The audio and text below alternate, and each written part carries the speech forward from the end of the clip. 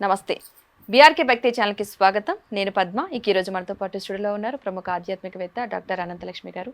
అమ్మని అడిగి మనకున్న సందేహాలన్నిటి కూడా నివృత్తి చేసుకునే ప్రయత్నం అయితే చేద్దాం. నమస్తే అమ్మ. నమస్తే తల్లి. అమ్మ, చాలామంది భార్యాభర్తలు కలిశాక అసలు చేయాల్సిన పనులు ఏంటి అంటే కొన్ని విషయాలు కొంతమంది నియమాలు పాటిస్తూ ఉంటారు. ఇల్లు శుభ్రం చేయాలని, లేదంటే పక్క బట్టలు మార్చాలి, కొన్ని ఇవి ఉంటాయి. సో అసలు ఏం చేస్తే మంచిది? అమ్మ, వివాహం ఎందుకు చేసుకుంటారు? ధర్మ ప్రజా సంపత్యర్థం అని చెప్తారు. ధర్మబద్ధంగా నేను సంతానం పొందడానికి వివాహం చేసుకుంటున్నాను అని చెప్పి వాగ్దానం చేసి పెళ్లి చేసుకుంటాడు. అసలు వివాహం యొక్క ప్రయోజనం సంతానం కలగడం. కావలసిన సంతానం కలిగిన తర్వాత భార్యాభర్తలు స్నేహితులుగా ఉండాలి అని చెప్పి మన సంప్రదాయం చెప్తోంది. పూర్వకాలం అలాగే ఉండేవారు. ఆ విధంగా వాళ్ళు గృహస్థాశ్రమం తర్వాత వానప్రస్థాశ్రమము అలా ఉండడం, తర్వాత ఆధ్యాత్మికంగా ఒకళ్ళకొకళ్ళు తోడుగా ఉండడం, అట్లా చేసేవాళ్ళు తప్ప ఎంత వయసు వచ్చినా ఇంకా కాముకత్వంతో ఉండడం అనేది మన సనాతన ధర్మంలో లేదు. సరే, అది పాటించదలుచుకున్నటువంటి వాళ్ళకి ఉన్నది ఏమిటి అంటే, ఎందుకు వివాహం అంటే సంతానం కోసం గనక, సంతానం కలగడం అనేటటువంటిది ఒక పవిత్ర కార్యం నిర్వర్తించటానికి చేసేటటువంటి ఈ సంసారం అనేది ఉందే, అది పవిత్రమే కానీ అపవిత్రం కాదు కదమ్మా. దాన్ని ఎంత పవిత్రమైనదిగా చేశారో, అయితే దాని పవిత్రతని మనం కాపాడుతున్నామా లేదా అన్నది ఆలోచించాలి.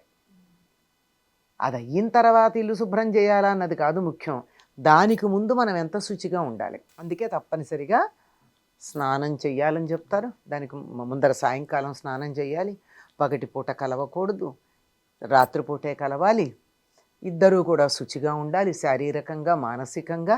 అలా ఉన్నప్పుడు మాత్రమే మంచి సంతానం కలుగుతుంది అని. అయితే ఈ రోజుల్లో మాకు సంతానం అక్కర్లేదు కానీ సౌఖ్యం కావాలనే వాళ్ళు తయారయ్యారు. ఒకప్పుడు సంతానం కోసం మాత్రమే సంసారం, ప్రజాయై గృహమేధినామని చెప్పి రఘువంశరాజుల గురించి చెప్తాడు కాళిదాసు. అటువంటి వాళ్ళందరూ ఆ వంశంలో ఉండబట్టే రాముడు ఆ వంశంలో జన్మించాడు. పూర్వులందరూ సంప్రదాయం కలిగిన వాళ్ళు అయితేనే ఉంటుంది కనుక అటువంటి చక్కని సత్సంప్రదాయం పాటించేటు ఉద్దేశం ఉంటేనే కదా ఇటువంటి ప్రశ్నలు వచ్చేది. అలాంటి ఆలోచనలు వచ్చినప్పుడు ముందు శుచిగా ఉండండి, శారీరకంగా మానసికంగా, అది ప్రధానం. ఆ తరువాత ఇది పవిత్రమైనటువంటి కార్యమే తప్ప, అంటే ధర్మబద్ధంగా వివాహమైన భార్యాభర్తలకు మాత్రమే చెప్తున్నా, వేరే విషయాలకు కాదు. అంచేత ఇది పవిత్ర కార్యమే గనక దానికోసం మనమేమి ఇళ్ళు కడుక్కోవడాలు లాంటివి ఏం చేయక్కర్లా.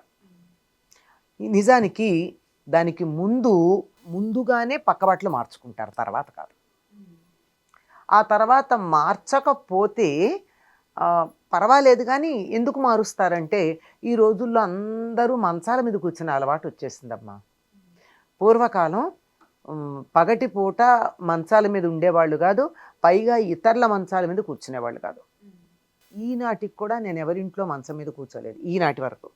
కిందన్నా కూర్చుంటాను కానీ, ఎందుకంటే అది భార్యాభర్తలు తాము ఒక యజ్ఞకార్యం నిర్వర్తించడానికి ఏర్పాటు చేసుకున్నటువంటి యజ్ఞవేదిక లాంటిది.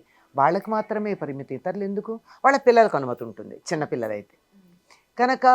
ఆ తరువాత అందరూ వచ్చి కూర్చుంటారు కనుక పక్క బట్టలు మార్చుకోవాలి, కానీ లేకపోతే దాని అవసరం లేదు.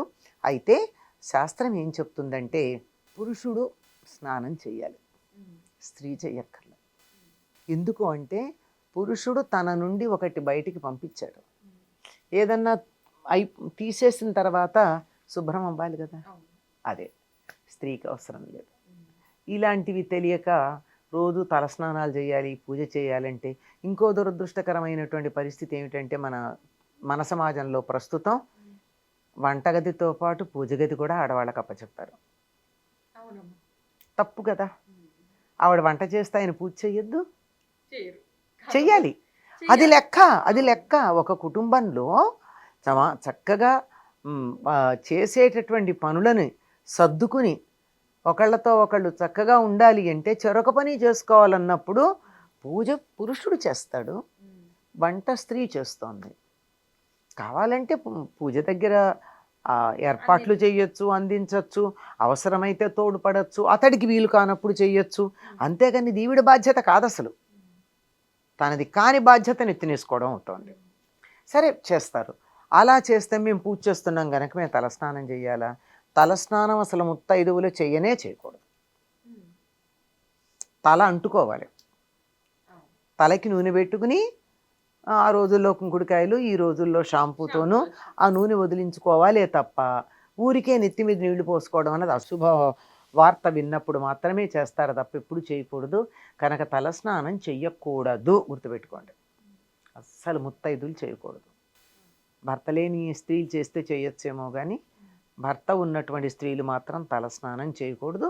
కంఠస్నానం చాలు. అనవసరమైనటువంటి కన్ఫ్యూజన్స్ అనవసరం. ఇల్లు కడుక్కోవాలా? ఇల్లు కడగడం దేనికండి? రోజు చిమ్ముకుంటాం కదా. దేవుడికి దీపం పెట్టే లోపల ఇల్లు శుభ్రం చేసుకో, అంతే. అంతకన్నా ఇంకేం లేదు.